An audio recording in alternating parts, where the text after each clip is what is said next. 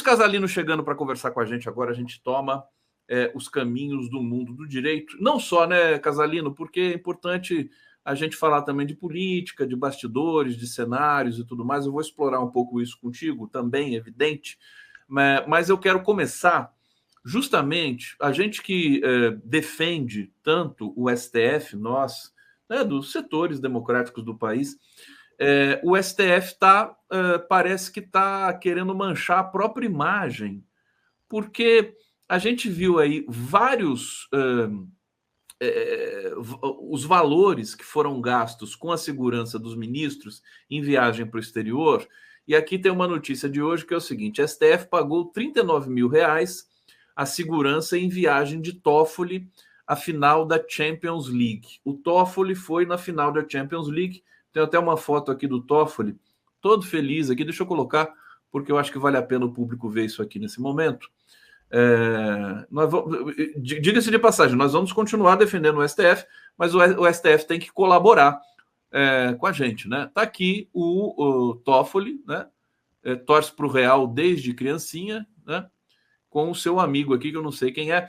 Ô Vinícius Casalino, esses últimos episódios aí de gastos com segurança do STF, a que nível de estranhamento chegou até você e no seu processamento aí? Seja bem-vindo, um prazer. Obrigado, Conde. Prazer falar com você novamente. Saudações aí ao seu público.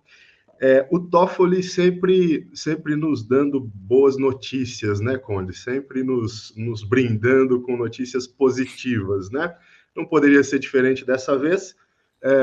Eu começaria lamentando o fato dele torcer para o Real Madrid. Assim, eu não tenho nada contra o Real Madrid, mas poderia torcer para um time aqui brasileiro, né? Acho que faria melhor. De qualquer maneira, Conde, eu acho que, como você disse, nós continuamos aqui defendendo o Supremo Tribunal Federal, né, reconhecendo o papel que o STF vem desempenhando, sobretudo na transição de governo do Bolsonaro para o presidente Lula, e também sem fazer vistas grossas para os problemas que a corte enfrenta, os ministros enfrentam e etc., né? Dito isso, Conde, sem querer defender o Toffoli de maneira nenhuma, eu gostaria só de começar dizendo o seguinte: esse problema, o problema de viagens de ministros, remuneração de seguranças, etc., não é um problema exclusivo do Supremo Tribunal Federal Brasileiro, tá? Então, eu gostaria de recordar aqui uma notícia que saiu em 2023, de um juiz da Suprema Corte dos Estados Unidos, que se chama Clarence Thomas, e que também fez viagens de luxo com um doador republicano bilionário, né? Então, na época, circulou essa notícia de que ele tinha usado o iate desse bilionário republicano, fez viagens para algumas ilhas. Algumas dessas viagens custaram $500 mil, para você ter uma ideia, né? Então, isso foi algo que foi suscitado na imprensa americana, e o juiz, à época, respondeu à sua maneira, né? E me parece que não houve maiores desdobramentos quanto a isso, né? Esse juiz, ele é negro, ele é afrodescendente, então houve também um quê de racismo estrutural, né? Porque se levantou o fato dele ser negro, então sugeriu-se que ele deveria dar o exemplo de excelente conduta, e etc. E os nossos pesquisadores aqui do Brasil salientaram, né, dizendo, olha, quando um branco erra, é um branco que erra, quando um negro erra, parece que erra toda a comunidade afrodescendente, né? Então, mesmo nesses casos, a gente percebe elementos de racismo estrutural. Mas voltando ao assunto principal, Conde, acho que primeiro deixar claro o seguinte: não tem nenhum problema o Toffoli viajar para assistir a final da Champions League, brincadeiras à parte, não tem nenhum problema ele torcer para o Real Madrid. Ele tem o direito. Tem o direito, ele é um cidadão, a par das suas funções de ministro, ele é um cidadão, uma pessoa como todos nós. Não tem problema sequer, Conde, ele ter amizade com um empresário que eventualmente financia aí eventos, etc. Qual é a questão? A questão é, primeiro, o custo, né, de remuneração desse segurança do Toffoli, e aqui eu não quero fazer nenhum juízo de valor, porque eu não conheço atividades de segurança, eu não sei quanto elas custam e se os valores que ele recebeu são valores de mercado ou não. O que acontece, Conde, é que o Supremo Tribunal Federal, como um órgão de cúpula, né, ele precisa, sobretudo, dar o exemplo, né? Existe... Diga, meu caro. Não, é isso mesmo, é imoral, né? Uma questão de bom senso também. Eu só vou corroborar o que você está dizendo depois, inclusive, porque eu quero continuar mais um pouco nesse tema. Pode continuar, querido Casalino. Tem um antigo ditado de que até misógino, né? Mas eu vou pedir licença às telespectadoras para reproduzi-lo, né? Que diz que a mulher de César não basta que ela seja honesta, ela precisa parecer honesta, né? Então, o Supremo Tribunal Federal também não basta que ele seja honesto, ele precisa parecer honesto. Então, Conde, resumo da ópera, né?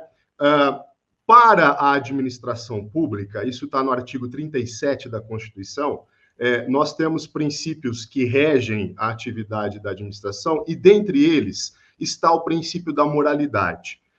Se discute muito qual é o alcance e extensão desse princípio, e eu não quero sugerir aqui que tenha havido um ato imoral ou ilícito, nada disso, a gente precisaria ter acesso aos documentos que se relacionam aí a essa viagem. De qualquer maneira, Conde, eu diria o seguinte: se eu fosse ministro, eu, Vinícius Casalino, eu jamais faria isso, né? Não faria uma viagem dessa, tampouco usaria a camisa do Real Madrid e tampouco gastaria esse dinheiro com segurança, etc. Né? Parece que é uma descompensação. Tá lá o Vinícius com as suas canecas sempre bonitas aqui. Aliás, eu estou colocando aqui a biografia do Vinícius aqui na legenda. Para quem não sabe, né? Nem todo mundo sabe. O Vinícius Casalino é professor titular da Faculdade de Direito da Pontifícia Universidade Católica de Campinas, pós-doutor pelo Departamento de Economia da Faculdade de Economia e Administração. Tá correto isso? Economia. Correto. Você é pós-doutor em Economia. Pós-doutor em Economia, mas assim, Conde, eu não quero que seus telespectadores também se... né? É só uma pesquisa que a gente faz depois do doutorado, não é nada assim muito... Que você teve que defender na Faculdade de Economia. Isso, mas Qual não é a nada... sua pesquisa de doutorado? A minha pesquisa de doutorado, Conde, ela trata de um tema que tem sido muito suscitado pela extrema-direita nos últimos anos, que é um livro que se chamou O Capital, de Karl Marx, né? E eu pesquiso ali as questões jurídicas que são apresentadas pelo... Verdade, eu já te entrevistei por conta desse trabalho. Aliás, esse seu doutorado, ele foi publicado em livro, né? Isso, ele evoluiu para uma pesquisa um pouco mais detalhada e saiu em livro. A gente fez uma entrevista aqui, você me deu a honra de lançar o livro aqui em primeira mão no seu programa. Então foi muito bacana. E recomendo, viu? Está nas boas casas do ramo, tá? Ô Casalino, você leu Karl Marx de cabo a rabo, né? Você Sim. Leu de A a Z várias vezes. E aí vamos aproveitar, né? Quero aproveitar e te perguntar. O que mais te chama a atenção na obra dele, essa obra máxima, né, que mudou para sempre ciências sociais, aliás, meio que instaurou as ciências sociais, né, no nosso horizonte acadêmico e tudo mais. O que te chama a atenção? O que você acha curioso? Algumas cenas pitorescas do livro, se você puder recuperar para a gente, né? Porque a gente se aproxima muito do autor quando a gente lê um livro, né? A gente tem todo um processo ali de aproximação e intimidade. Conde, primeiro eu agradeço a pergunta, né? Porque, assim, além de estudar o Marx, eu tenho muito prazer em falar sobre o Marx e sobre a obra dele, né? Então, você me dá essa oportunidade, eu só tenho a agradecer.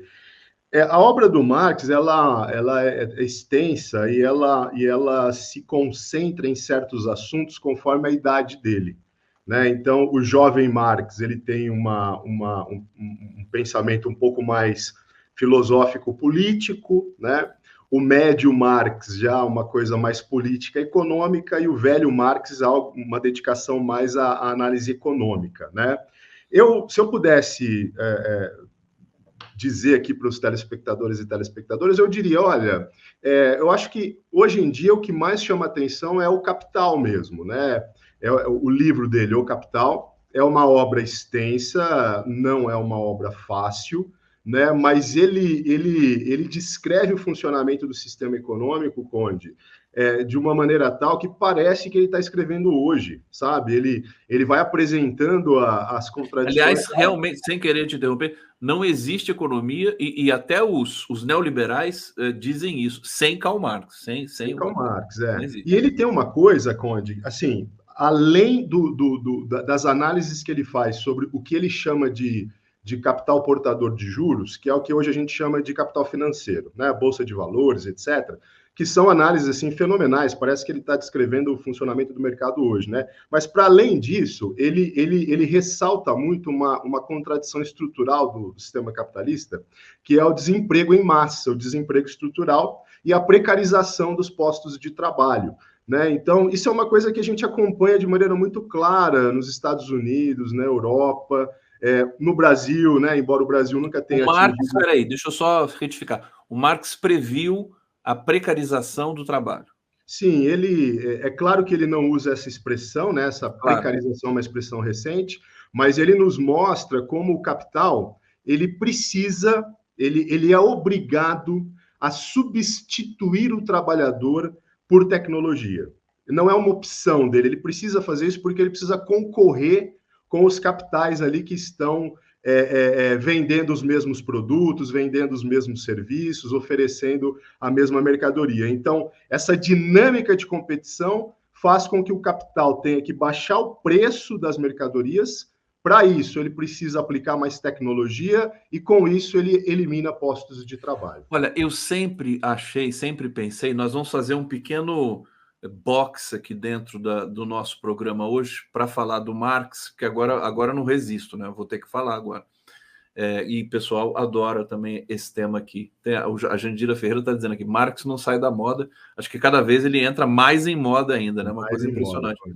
Mas eu fico imaginando se o Marx tivesse presenciado, testemunhado o que aconteceu no Brasil nos primeiros governos Lula. No primeiro governo Lula e o segundo, né? Porque o Lula, para mim, ele é um grande economista. O que ele fez, né, com os programas sociais Bolsa Família, evidentemente que lá, naquela época, o Lula estava esplendorosamente bem assessorado, tinha lá o Graziano, tinha lá o Frei Beto, o Patrus Ananias, quer dizer, gente de altíssima, né, qualidade e competência, e eles estabeleceram esses programas, e aí vem aquele detalhe, né, que o Lula diz assim, dinheiro na mão do pobre movimenta a economia, dinheiro na mão do rico, ele estanca a economia, porque o rico vai querer especular o câmbio, todas as questões aí de financistas e tudo mais. Essa é uma coisa que eu sempre penso com relação ao Marx, e a outra é se o Marx visse o que está acontecendo com a China, que aconteceu com a China, né? Essa altura do campeonato. E aí eu aproveito, deixo essas duas reflexões para você fazer aqui, evidentemente de maneira breve, e assim, em linhas gerais, mas a previsão do Marx também de que o socialismo seria o ápice do capitalismo, quer dizer, o capitalismo iria, né, se movimentar, evoluir e tudo mais, ia chegar no momento que não ia ter mais para onde ir e ele teria de cair fatalmente numa espécie de socialismo. Explica para a gente essa fala do Marx à luz dessas questões aqui digressivas que eu propus para você. Ah, maravilha, Conde.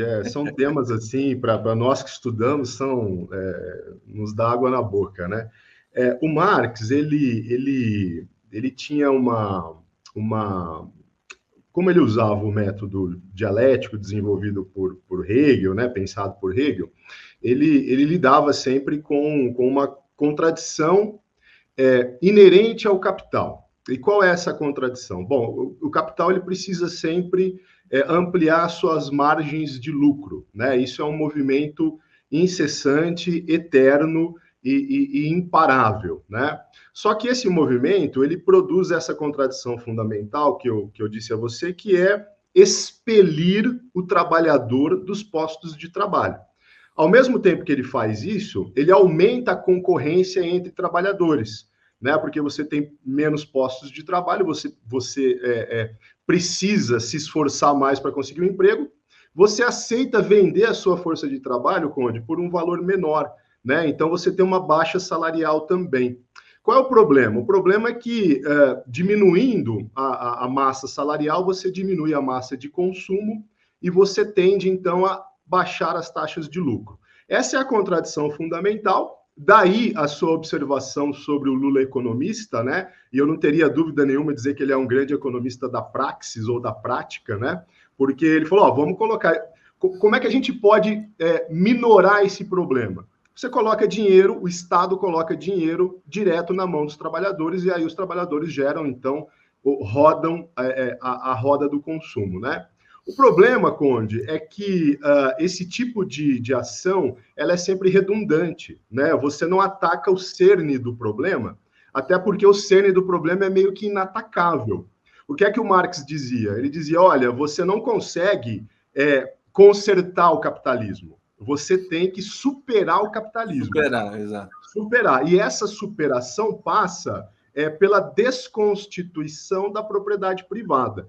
Não da nossa propriedade privada, né? Porque o pessoal já fica com medo, né? Fala, vai pegar minha casa, vai pegar o meu sítio, né? Não, isso é a propriedade privada dos grandes meios de produção, que são as indústrias, os bancos, as fazendas. Vinícius, né? Deixa eu só pedir para você aqui, porque o Fernando Brito está nos assistindo aqui no bastidor. Claro. E ele quer falar alguma coisa aqui, eu quero saber o que é, Fernando Brito. O que é que você quer meter a colher? Fazer observação para os mais antigos que eu, que não se recordaram nessa explicação do Casalino, que ele descreveu, com poucas palavras, o que o Marx chamava de exército industrial de reserva, que era a mão de obra desempregada, que pela lei da oferta e da procura, aumentando a oferta de mão de obra disponível e até desesperada por qualquer posto de trabalho, você conseguia reduzir um dos custos da produção capitalista, que é o único que os capitalistas não controlam com total autonomia, que é o custo da mão de obra. E isso continua sendo, até hoje, um dos fatores para explicar até mesmo o próprio desenvolvimento capitalista e o desenvolvimento capitalista até mesmo no bloco socialista, que hoje é liderado pela China, que ergueu o seu processo de afirmação econômica a partir do que ela tinha em abundância, que era a mão de obra, oferecendo baixos salários, oferecendo condições de trabalho que não existem mais e que hoje também são incompatíveis com o capitalismo moderno, o regime até às vezes poderia ser chamado de semi-escravidão, que foi a chave da afirmação da China. Mas, para resumir numa frase, a ideia do capitalismo de massa, que é a ideia que animou os princípios do desenvolvimento do capitalismo moderno, inclusive continua animando ideias como o trickle-down, que, por exemplo, que é a ideia de que o gotejamento, mesmo em pequenas doses, tornaria o ambiente úmido, quer dizer, a queda do dinheiro para a sociedade, mesmo em quantidades pequenas, faria delas sociedades de abundância. Isso esbarra na própria ideia original do capitalismo, que é a exclusão social. Então, você tem uma ideia de capitalismo que, de massa, não tem nada senão a exclusão. Países como o Brasil vivem isso de uma maneira muito mais dramática. Por quê? Porque o Brasil é um país de tamanhas dimensões que você ter 30% da população consumindo já cria uma massa imensa de mercado, embora, do ponto de vista social, a exclusão dos outros 70% do mercado de consumo seja de uma crueldade inenarrável. Então, eu acho que essa ideia é a ideia central do que representa hoje o desenvolvimento capitalista no Brasil. Ora, nós podemos, com uma pequena taxa de inclusão social, e não tenhamos dúvida de que aquele mérito que o Lula teve foi ter conseguido uma pequena inclusão social, fez uma quantidade de pessoas que não é o todo, subir um pequeno degrau, que não é o todo dos direitos, mas só isso representou uma diferença muito grande. Essa ideia nós devemos ter sempre presente na avaliação das políticas econômicas. Tá aí, o Fernando Brito, ele não resiste, ele fica assistindo a gente aqui, ele quer falar. É um velho marxista, que o Casalino vai saber bem, que começou a estudar marxismo num manualzinho, não, porque era um livro era um tarugo de 500 ou 600 páginas, que era Princípios Fundamentais da Filosofia, organizados por Guibes, Maurice Cavan, né, nos anos 70. Ele deve se lembrar. Você tem esse exemplar até hoje? Não tenho, porque mais. uma das chaves era ficar passando adiante para formar novas... Meu querido Brito, deixa eu só aproveitar que já que você voltou aqui, um abraço. Fernando Bai... Peraí. O Fernando Bai, ele realmente tinha mandado uma mensagem para você aqui, superchat, eu comi barriga aqui, não li, vou ler agora, aproveitar que você está aqui.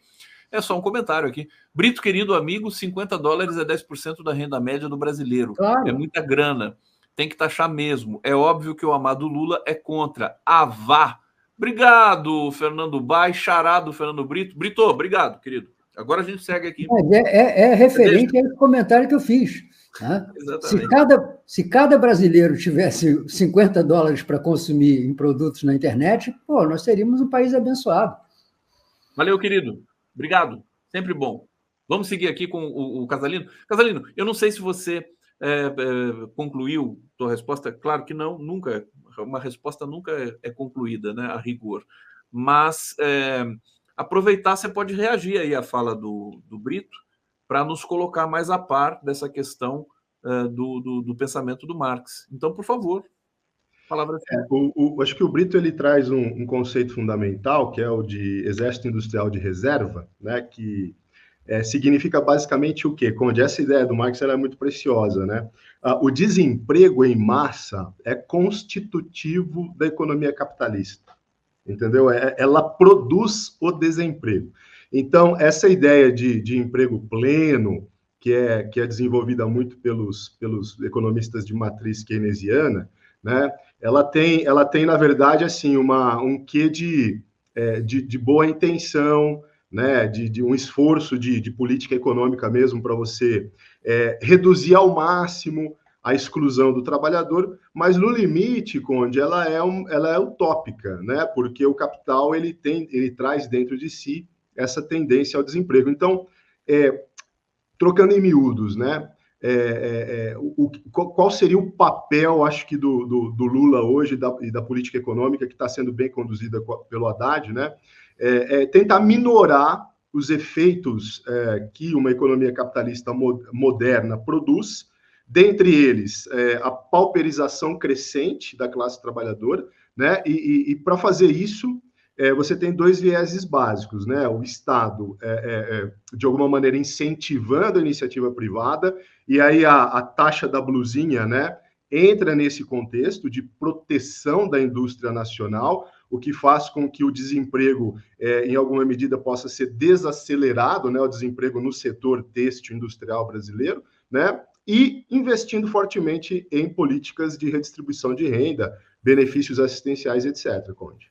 Eu não resisto a dizer o seguinte, de tanto falar dessa taxa da blusinha, que eu até costumo brincar que é a taxa da cuequinha, da calcinha, por que da blusinha, né? Porque você exclui os homens, né, dessa história toda com uma palavrinha. Eu não sei se ela vai surtir o efeito a que ela se propõe de estimular a indústria nacional, porque as lojas brasileiras também compram da China para vender nos seus sites. Eu não sei não, viu? Eu não sei se isso vai funcionar muito bem. Meu querido Casalino, deixa eu ir para o bate-papo, mais uma vez aqui, atualizar nossos comentários aqui, para a gente seguir no nosso debate, e eu quero ainda voltar à questão do STF, eu quero trazer para vocês aqui, formalmente, quer dizer, o que está sendo comentado, né, sobre essa postura do STF de gastar tanto dinheiro assim com segurança e tudo mais. O Hussein Brasil está dizendo aqui o seguinte, o gigante... isso aqui eu já tinha lido, querido Hussein, deixa eu ir para outra aqui, deixa eu avançar. Edson Antunes, César Maia estava passando um fax, aquela história lá, o Hussein já tinha lido isso aqui também, peraí, deixa eu ir aqui, onde é que parou? Delegados de outros países saem da sala antes de Israel falar na ONU em Genebra, durante a Conferência Internacional do Trabalho. O mundo repudia Israel. Está aqui, obrigado, Hussein. Ele diz ainda, sem noção, os Estados Unidos aplicam sanções ao mundo de resistência palestino, Toca dos Leões, que fica em Nablus, Cisjordânia, e confronta as agressões israelenses. Por fim, Rosângela da Silva Pereira, não esqueça, parlamentares bolsonaristas viajam com dinheiro público para pedir sanções ao Brasil. Relembrando 2020, claro, não podemos esquecer disso, né? Bolsonaro comprou arroz e ninguém tentou impedir. Casalino, você quer comentar essas mensagens aqui, por favor? Fique à vontade, querido. Porque elas estavam em outro tempo aqui, né, em modo de espera, então elas não são especificamente sobre o nosso tema aqui. Mas deixa eu só passar essa questão aqui do Toffoli, né? O STF pagou R$39 mil a um segurança do ministro Dias Toffoli em diárias internacionais por viagem ao Reino Unido, que incluiu a ida do magistrado à final da Champions League. O segurança recebeu os valores para acompanhar Toffoli de 25 de maio a 3 de junho. O STF não quis confirmar a viagem do ministro e quais foram as agendas dele no exterior.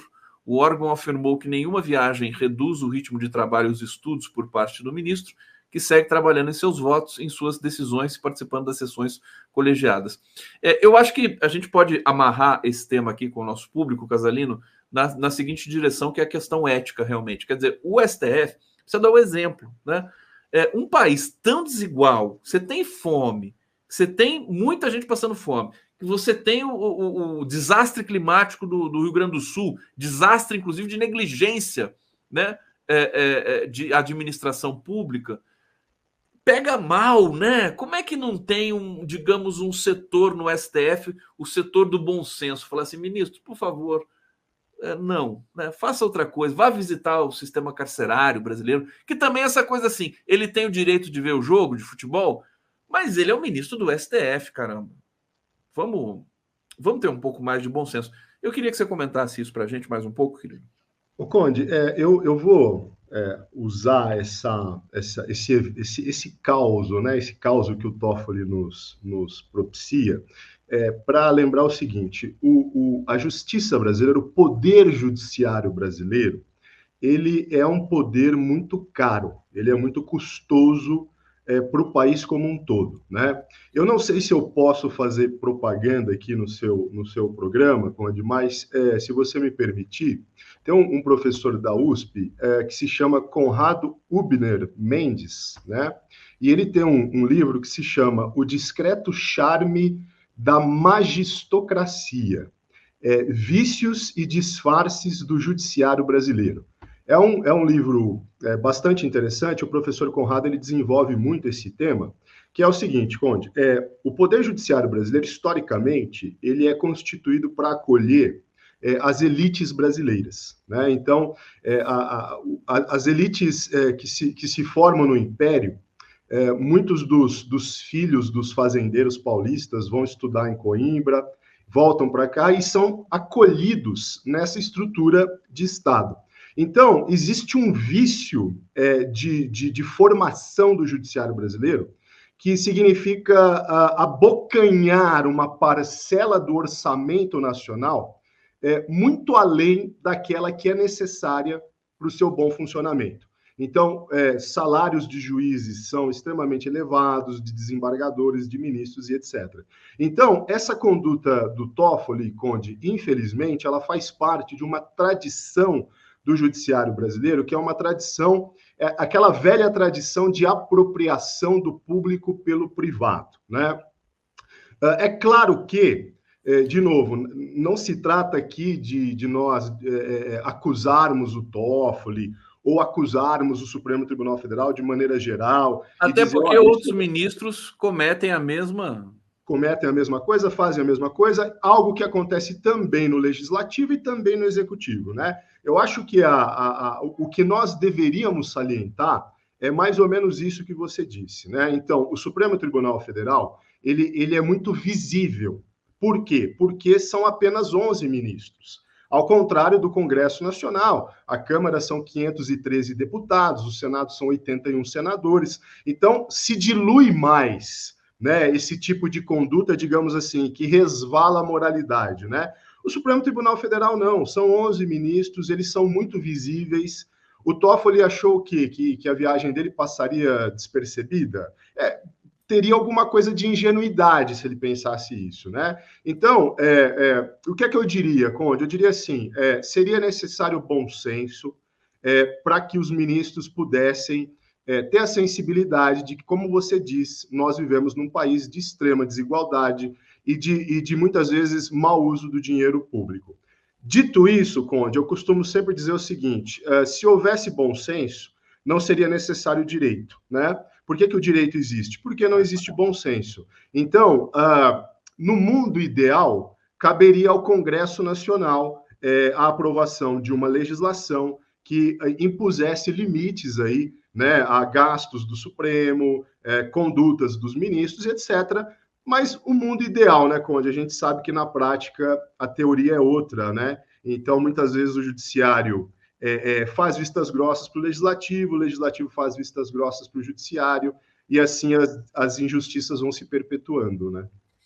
Eu acho que precisa de pressão da sociedade, da mesma maneira que a gente comenta que, mas o governo só toma goleada do Congresso, né, e tal. Toma goleada primeiro, porque o Congresso foi eleito nesses termos, né, descontadas aí a desproporção, a distorção que existe também nas eleições para o Legislativo no Brasil. Todo o Legislativo brasileiro é reacionário, é uma coisa impressionante, nas cidades, nos estados e tudo mais. De uma maneira geral, evidentemente que tem as exceções, mas a população brasileira precisa participar mais, né? A gente tem movimentos sociais, eu sempre fico impressionado, Casalino, com o movimento indígena, aquele movimento que vai lá, o acampamento Terra Livre em Brasília, o MST. Por que será que a gente tem impressão que a população brasileira não participa tanto da política? Será que essa impressão é real? Vamos lá. Conde, eu tenho uma hipótese, e como toda hipótese, ela precisaria ser comprovada, né? Então, fica aqui para análise do telespectador e da telespectadora, né? Mas me parece que nós temos um problema fundamental, que é a nossa origem escravocrata, né? Então, a nossa classe trabalhadora, pensando um pouco no Marx aqui, né? A nossa classe trabalhadora é uma classe trabalhadora que emerge do processo de escravização, né? Então, um processo de escravização em que a força de trabalho, Conde, de origem afrodescendente, era considerada coisa, era considerada mercadoria. Poderia ser, tranquilamente, o indivíduo negro, ele era comprado, vendido, a sua carne era torturada, e tudo isso sob manto e proteção do Poder Judiciário, do Estado brasileiro, da polícia, etc.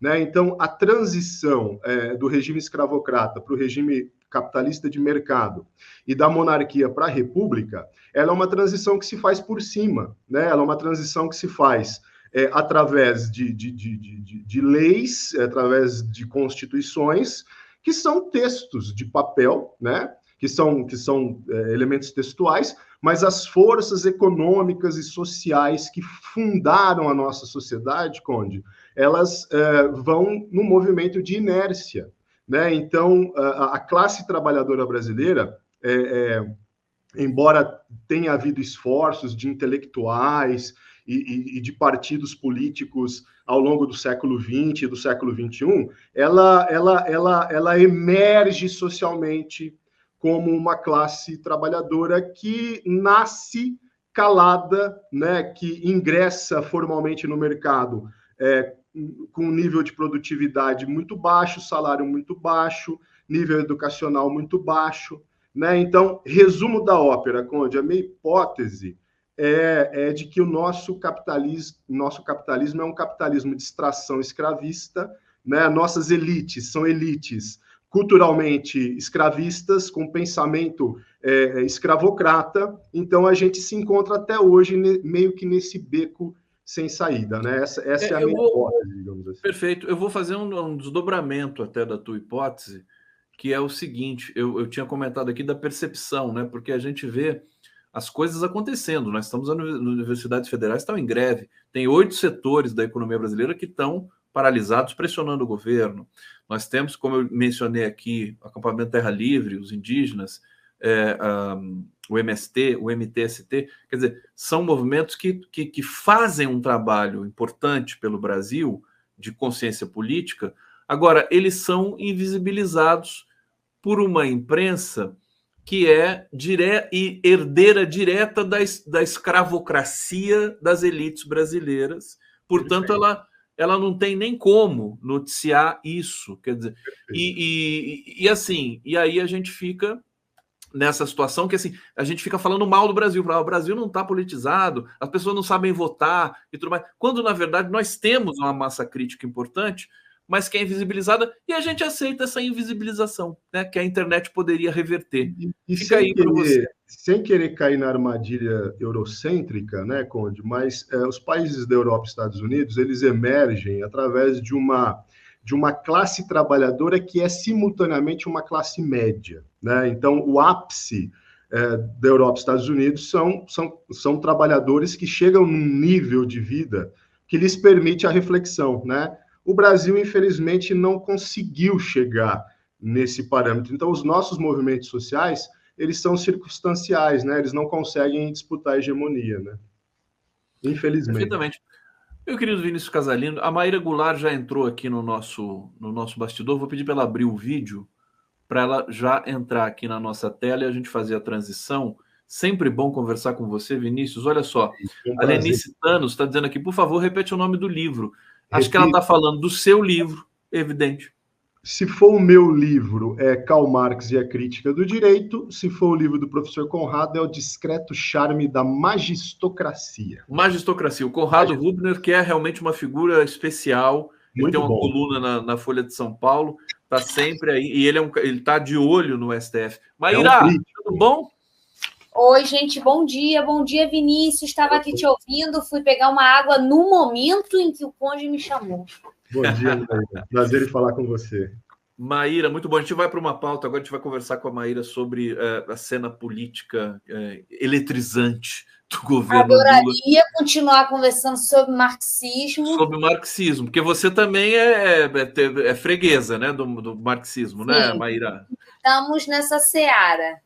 Estamos nesse campo. A gente precisa debater mais, o público adora falar de Marx. Eu acho que a gente precisa traduzir um pouco melhor Marx para o grande público, né? Porque não é tão complicado. Sempre que causa ódio dentro do movimento sindical, no qual eu atuo, porque fica se falando muito que professor universitário é classe trabalhadora.